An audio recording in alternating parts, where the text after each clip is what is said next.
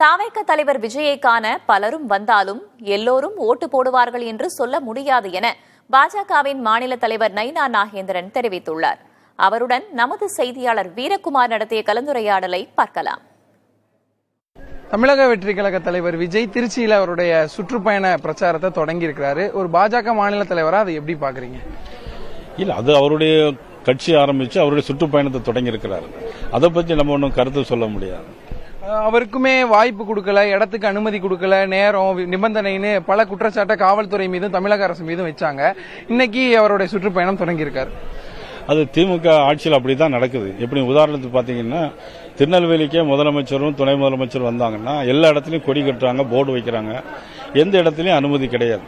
ஆனா அதே நேரத்தில் எதிர்கட்சிக்காரங்க எங்களை மாதிரி எதிர்கட்சியை சேர்ந்தவர்கள் போர்டு வச்சோம்னா உடனே போலீஸ் வந்து எடுத்துக்கிறாங்க.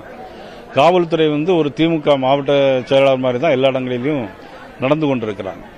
முதல் சுற்றுப்பயணத்திற்கு ஆயிரக்கணக்கில் இளைஞர்கள் பொதுமக்கள் கூடி அவரை வரவேற்கிறாங்க. பல கண்டிஷன் போட்டிருந்தாலும் அவருடைய வாகனத்தை தொடர்ந்து அவரை வந்து வரவேற்று வராங்க. எப்படி பாக்குறீங்க ஒரு அரசியல் ஒரு மூத்த தலைவரா?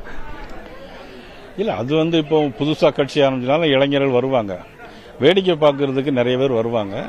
தேர்தல் காலத்தில் ஓட்டு எவ்வளவு வாங்குறது தான் நமக்கு முக்கியம்.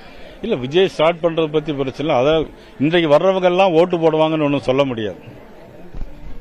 புதிய தலைமுறைக்காக ஒளிப்பதிவாளர் ஐயப்பனுடன் செய்தியாளர் வீரகுமார்.